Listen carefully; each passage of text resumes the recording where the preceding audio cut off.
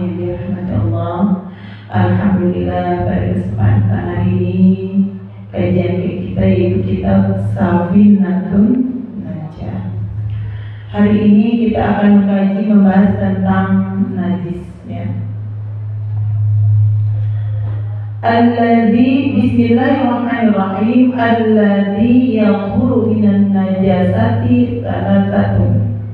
Bermula yang suci daripada segala najis itu tiga. Al-khamratu idza takhallat fi nafsiha. Pertama, arak apabila sudah jadi cuka dengan sendirinya. Ibu rahimahullah, sesuatu atau barang yang najis ya, berarti kan itu najis apabila diminum atau dimakan atau dipegang pun najis. Tapi barang yang najis ini bisa berubah menjadi suci apabila ada sebab tertentu ya. Ini yang bisa menjadi suci ini ada tiga. Najis dengan sendiri bisa menjadi suci ada tiga. Yang pertama, arak apabila sudah jadi cuka dengan sendirinya. Arak bisa jadi suci apabila sudah jadi cuka. Ibu tahu arak nggak? Tahu. Arak itu kan memabukkan ya. Ya biasanya orang luar negeri itu membuat arak tuh biasanya dia dari anggur. Kan arak itu macam-macam ya, makanya mungkin ada yang ya, tahu kita mah dari anggur ya. Contoh, arak itu terbuat dari anggur yang sudah diambil sarinya, airnya, ampasnya dibuang, lalu air perasan anggur tersebut difermentasi ya menjadi arak. Ini kan saya nggak tahu kalau jarak fermentasi dari air anggur itu ke jadi arak itu berapa hari, cuma contoh misalkan ya. Contoh misalkan air anggur itu, perasan air anggur itu difermentasi misalkan seminggu bisa menjadi arak. Contohnya seminggu gitu ya, saya nggak tahu. Yang tahu kan yang pembuatannya, ini cuma contoh doang. Contohnya ketika ia ingin membuat arak yang memabukkan dari perasan air anggur, jaraknya seminggu. Air perasan anggur tersebut disimpan, difermentasi. Setelah disimpan mencapai 1 minggu, maka perasan anggur tersebut, air anggur tersebut berubah menjadi arak. Dan apabila arak tersebut diminum bisa memabukkan, berarti hukumnya najis. Najis diminumnya haram, dipegangnya pun najis. Ketika kita sholat terus kita kecepetan arak tersebut, maka hukumnya najis, harus dibersihkan. Dia najisnya seperti kayak darah, kencing, sederajatnya najisnya seperti itu. Jadi kalau kita mau sholat, nempel ke kulit kita, tangan kita misalkan, ya tangan kita harus dibersihkan, ulunya mah tetap tersisa. Atau nempel ke baju kita, sejadahnya yang kecepetan najis itu yang harus dibersihkan, tapi ulunya tetap tersisa. Nah, apabila arak tersebut direncanakan ingin dijadikan cuka. Nah, kalau air anggur tersebut kan misalkan difermentasi seminggu bisa jadi arak. Nah, dari arak ke jadi cuka itu contohnya sebulan misalkan. Saya juga nggak tahu ini misalkan ya. Nah, setelah arak yang tadi dari air perasan anggur tersebut seminggu jadi arak. Nah, tiba-tiba ingin dijadikan lagi cuka, jadi nunggu misalkan 2 minggu lagi. Contohnya misalkan 2 minggu lagi ya. Nah, arak tersebut difermentasikan lagi, didiamkan selama 2 minggu, akhirnya berubah menjadi cuka. Jadi ketika diminum maka tidak memabukkan, berarti menjadi halal. Tadinya haram tuh arak ya. Pas difermentasikan lagi, misalkan 2 minggu lagi dia didiamin, berubah jadi cuka, asam-asam gitu. Ketika diminum gak memabukkan, berarti itu menjadi halal. Biasanya orang-orang Arab begitu Bu. Tapi dengan syarat ketika memfermentasikannya itu murni alami, nggak dibuat-buat, nggak memakai bahan tambahan, nggak pakai obat-obatan. Contoh, ini udah jadi arak nih dari air perasan anggur, udah menjadi arak. mau dia bikin cuka katanya, pakai obat lah supaya 2 hari udah jadi.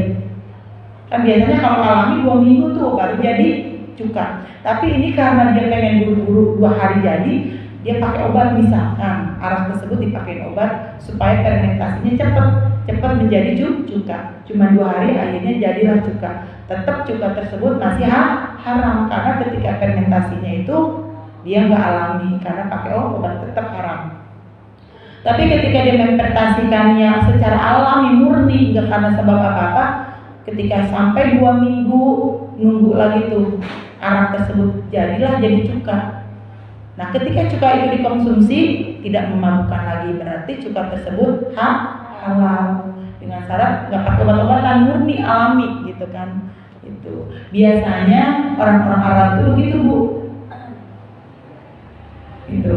Jadi kalau orang Arab itu cuka itu emang jadi udah konsumsi mereka. Mereka kan kebanyakannya makanan itu daging-daging ya. Kan daging apa tuh? Yang kayak kebuli kan dari daging ya kan, daging onta, daging domba, kambing, mereka kan makannya seneng yang daging-daging itu. Jadi kadang dia memakai cuka. Karena cuka itu buat apa? Buat campuran masakan tersebut.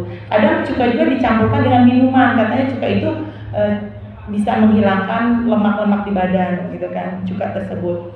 Kadang orang itu mengkonsumsi cuka bisa buat makanan, campuran masakan daging-dagingan, buat campuran minuman, buat menghilangkan lemak-lemak. Dia kan kebanyakan makanannya kan daging-daging gitu, atau dibuat masakan lah yang lain gitu.